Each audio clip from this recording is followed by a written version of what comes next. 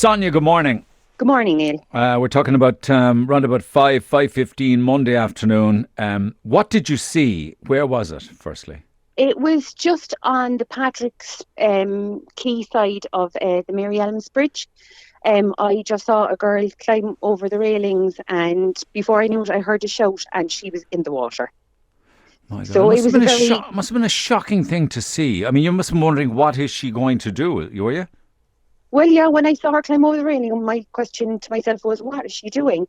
And before I knew it, then I heard a shout, and she was in the river. So I ran over, and by the time I just crossed over the road, she was starting to float down underneath the Mary Elms Bridge. Oh my God! When you say shout, who was shouting? The taxi driver, there was a taxi parked, so she climbed over the railing more or less just where his taxi was pulled in. So I heard him shout, whether it was to shout at her to stop or what. I just heard a shout, and I turned, and she was in the water. Literally floating with the tide. Yeah, yeah. Oh man, she must have been in a desperate state. What happened next? Well, I I had shopping with me, so I grabbed a life buoy, and there was somebody on the other side of the bridge grabbed a life buoy. So I kind of gave it to a woman, and her husband dropped it into the water, and another gentleman dropped the other one into the water, and basically asked her to catch it and hang on. So she kind of had one kind of under each arm, kind of a thing. So clearly she wanted to hang on to the life buoys then. Oh, well, she wasn't fighting it, I'd say it was one of these things she did quickly, whether she meant to go in, but she kind of stepped out. It was only a small edge, but I think she probably did regret it straight away, because the water, I'd imagine, was freezing, and she kept saying that she was freezing. Oh, a desperate situation to find herself in. Yeah. So Yeah. Thank God there were life buoys there. We often hear of them being robbed, but thank God they were there. Oh, thank God they were there. And, when you see people, as they say, people rubbernecking, but it was genuinely all walks of life, nationalities getting together to try and get her out of the water. Because there was you with the life buoy, there was another couple, there was a taxi driver. There was, He jumped out of his taxi. He jumped out of his taxi, and kind of he was alerted. There was people, sitting on the bridge. They came running. There was another couple. They were only out for a walk. And he dropped the first life buoy down to her, and they had to undo the one I had pulled off the rail, and another guy dropped the other one into her then. So you have to make sure that you get the life buoy close, the life ring close to the person in the water, yeah? Yes, yeah. And they were able to do that? They were able to do that. They were able to drop it down the wall just on the other side of the Mary Elms Bridge. So they were able to drop it down the wall, and they kind of had it tied onto the pole so that they wouldn't lose the rope, obviously. To keep her secure. And then they just, while she was hanging on, they were able to, it's hard to see the ladders on the wall. So somebody spotted the ladder, and they decided, they'd pull her down towards the ladder. And they literally pulled her to the ladder. Did she jump off Mary Elms Bridge or off the quay wall? No. There's a railing. So when you come off the Mary Elms Bridge, to your left there's just, it's like a bit of wall, and then the green railing. And she climbed over that. And how did people get her out of the water then?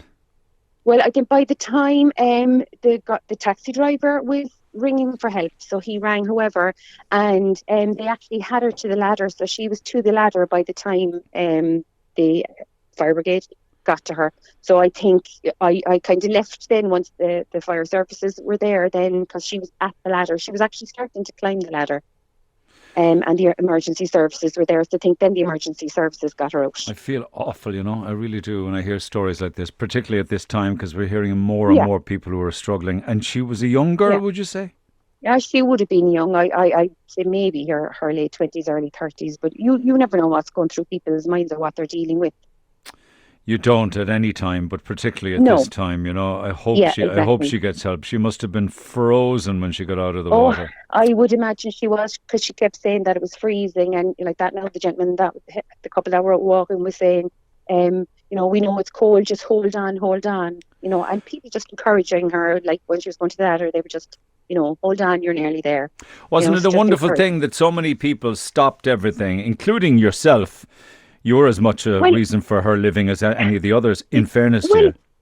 I think it just shows the true nature of people. As I say, there was all different, I'll say all different walks of life. People coming from work, people out around the streets, different nationalities pulling together to get her out of the water, and that was all it was, and working together to get her out, and make Your sure heart she would was be safe. pounding, I'd say. You'd be up to 90. Oh, my heart was pounding, because it was just, you were saying it could be somebody belonged to you. You wouldn't see it, you wouldn't want to see it happening to an animal, a person. So to see so many people working together to make sure she was safe. She was safe. As soon as the lifebuoys were in, we knew she was safe. So even before the emergency services were there, she was safe. I know. Which was a relief. It's happening way too much. Once is too many. But at one stage the other day, I was talking with a paramedic, I think it was an email, who said that they had 8 attempted suicides in the CUH at the same time. I mean, it's just so tragic that people would take such a measure that they feel they just can't go on. Yeah, it is. You just don't know, and all of us need a helping hand sometimes. So it's just to reach out to the right people, and sometimes it's easier said than done. You'll be wondering though as to how she's getting on, won't you? Oh, always. And I never forget a face. And as somebody said to me, did you know her? The way you'd know Cork is small, and I work in town. You'd know people to see from being around. Yeah. But I'm saying, if I ever saw her again, I would know her face. Yeah. That kind of way. And it would always be a concern that you'd have, and that she would get the help she needs, hopefully. Well done to you and the others who had the quick-mindedness to reach for the life ring and know what to do with it. And also that they were there to use. Thank God for that. Exactly. Because my fear was when I looked over the railing that she was under the water. Could have happened. But thankfully, and thankfully she was, her head was above water and she was able to keep herself up. Oh, thank God. Thank God for that. Listen, Yeah, you're so good for letting us know, people. because we were talking about the taxi driver. Little did I know that you were also involved in it. So it's good to, pass on. Well, I'd say he got an awful fright, because he was, like me, when it's like almost it happens in slow motion. So he was in his taxi, and I suppose he saw what I saw, her climbing over the railing, and then she was gone. Lucky you saw it. Lucky you saw it. Oh, exactly, yeah, without a doubt. Thanks so for that, everybody, Sonja. I suppose everybody that was there yesterday, and that hopefully she'll be okay. Hopefully she'll get the care and attention she needs, and she'll be able to make her way back to, some kind of normality in life and enjoy life again. Listen, thanks so much for taking the call, Sonja. You're very good. More than welcome, and I suppose it's a reminder for all of us to all be kind. You got that. Be kind is right. Look after yourself. Thanks for taking the call. Thanks, Neil. Bye now. Anybody that might need any help, Pieta House provide a free service to help people who are in suicidal distress, or those who feel that they need help, maybe engaging in self-harm or worried about their future or where they find themselves in. And the Cork number is 439 5333, 439 5333.